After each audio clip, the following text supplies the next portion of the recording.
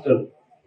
ఇప్పుడు 15 సంవత్సరాలు ఎమ్మెల్యేగా ఉండి ఆ హాస్టల్ దుర్గతి ఎంతవరకు వచ్చిందంటే ఆ పిల్లలను హాస్టల్ బిల్డింగ్ లోకి వెళ్ళి వేరే బిల్డింగ్ లకు మార్చాల్సిన పరిస్థితి వచ్చింది. అప్పటిదప్పుడు నేను జిల్లాధికారులకు పిలిపించి డబ్బు శాంక్షన్ చేపించి నెల రోజుల లోపల ఎస్సీ హాస్టల్ తయారు కావాల్సిందే, ఆడపిల్లలకు మళ్ళీ హాస్టల్ ఇవ్వాల్సిందే అని చెప్పేసి ఆదేశించడం జరిగింది. వచ్చి 2 నెలల కొన్ని రోజులైంది. నాకు నియోజకవర్గం మీద, నియోజకవర్గ ప్రజల మీద ఉన్నటువంటి ప్రేమల 1% 15 సంవత్సరాలు నువ్వు చూపించినావా అని చెప్పేసి అడుగుతున్నా. నువ్వు గులాంగిరి చేసినావు, నువ్వు జీతకానికి పని చేసినావు, కానీ ఒక నాయకునిగా ఎప్పుడన్నా చూసినావా అని చెప్పేసి నేను అడుగుతున్నా. నేను నీకు ప్రశ్నిస్తున్నానని చెప్పేసి మీ ముందుకు మనం చేస్తున్నాం. మర్యాదతో మాట్లాడని నేర్చుకో. కోతి కళ్ళు దాకా ఎట్లా మాట్లాడుతుందో నీ తోగలేని హనుమంతు గానివి నువ్వు అట్లానే మాట్లాడుతున్నావు.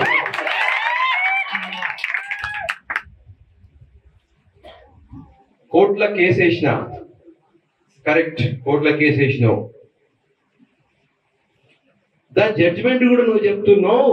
మరి జడ్జిమెంట్ చేయడం మీ అయ్యారా అని చెప్పేసి అడుగుతున్నాను. 6 నెలల్లో మళ్ళీ ఎమ్మెల్యే అవుతా. ఇంతకన్నా సిగ్గులపినోడు ఇంకోటి ఉన్నాడా? ప్రజాస్వామ్యంలో ప్రజలు ఒక వ్యక్తికి 5 సంవత్సరాల కొరకు పోటీ చేయడం జరిగింది. మళ్ళీ నేనే ఎమ్మెల్యే అవుతా. ఎమ్మెల్యే 15 సంవత్సరాలు ఎమ్మెల్యే అయి నీవేమేమి వర్గపెట్టినావు?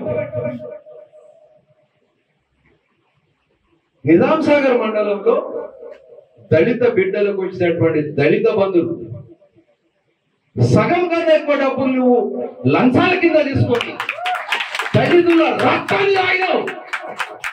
దళితులు ఎట్లయితావు అని చెప్పేసి నేను ప్రశ్నిస్తున్నా. నేను హనుమంత్ షిండే దమ్ముంటే విచారణ జరిపిస్తాం. నిజాం సాగర్ మండలంలో విచారణ జరిపిద్దాం. ముఖాముఖి ప్రజాకోట్ నిర్వహిస్తాం. దళిత బిడ్డల్ని ముందుకు నిలబడతారు. వాళ్ళకి నువ్వు చేసిన అన్యాయం చెప్తారు.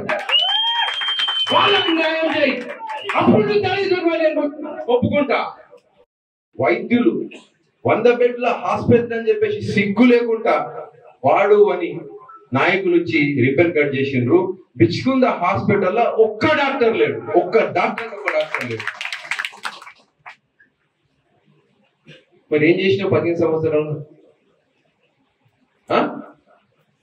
ఇక్కడ పోతే అచ్చపేట గెస్ట్ హౌస్, అక్కడ పోతే ఇంకొక నీళ్లు, ఇక్కడ పోతే పార్టీ కార్యకర్తల ఇళ్లల్లా తినుకుంటూ తాక్కుంటూ తిరుగుకుంటూ అక్రమంగా తిరుగుకుంటూ ప్రజలను మోసం చేసిన మీరు. ఒక మాట చెప్తున్నా, నువ్వు అన్నావు కదా 6-7 నెలలు. ఎప్పుడన్నావు? ఫిబ్రవరి 28వ తారీఖు నాడు. మార్చ్, ఏప్రిల్, మే, జూన్, జూలై, ఆగస్ట్, సెప్టెంబర్ 28వ తారీఖు లోపల నువ్వు ఒకవేళ ఎమ్మెల్యే పదవిని తీసుకురాకపోతే పట్టలుడగొట్టి చుక్కల నియోజకవర్గం 10 లక్షలు నువ్వు 7 నెలల్లో ఎమ్మెల్యే అవుతావో కాదు. కానీ ఒక విషయం పక్కా చెప్తున్నా, 7 నెలల్లో నీకు కిల్లా జైలుకు పంపకపోతే నా నిజాం సాగర్ అందరూ చాలు. వాళ్ళ దళిత బంధువులు చేసిన మోసం కాదు, నేను జీవితాంతం జైల్లో పెట్టడానికి అని చెప్పేసి హనుమంత్ షిండే నేను హెచ్చరిస్తున్నా. ఎందుకు కాదు? నమ్మకం కాదు. ఎందుకు కాదు అని చెప్పేసి నేను ఆలోచిస్తే రేపు గల్లా బట్టి క్వాలిటీ అడుగుతా కదా. నేను ఏదో తూపు పాలిష్ చేస్తే నడవది. కాబట్టి నేను యేసుడు కాదు సార్ అన్నాడు. సరే యేసుడు కాదు కదా, మరి నువ్వు విడ్రాగా నేను వేరే కాంట్రాక్టర్కి ఇస్తా. వేరే కాంట్రాక్ట్ విడ్రా కాడు, నీ అగ్రిమెంట్ చేసుకోలేదు. విడ్రా కాడు వేయమంటే ఏడు. ముఖ్యమంత్రి గారి దగ్గరికి వెళ్ళి, ఆర్మీ మినిస్టర్ గారి దగ్గరికి 10 సార్లు తిరిగి దాన్ని పూర్తిగా సెట్ చేసి ఆ కాంట్రాక్ట్ క్యాన్సిల్ చేసి కొత్త రీటెండర్ వేయించిన. ఈరోజు రేపు రీటెండర్ స్టార్ట్ అవుతుంది. అది ఇంకో విషయం కూడా వాళ్ళకు ప్రాధేయపడి, అయ్యా ఎలక్షన్ దగ్గర వస్తున్నాయి, కోడ్ దగ్గర వస్తుంది, ఆ టెండర్ డేట్ కూడా ఎక్కువ పెట్టకండి, వారం రోజులు 7 days పెట్టుండి, అయితే తొందరగా వర్క్ స్టార్ట్ అవుతుందని చెప్పేసి ఆ విషయాన్ని కూడా పెద్దలు వాళ్ళు దయదలిచి 7 రోజులే టెండర్ క్లోజింగ్ డేట్ పెట్టిండ్రు. అయితే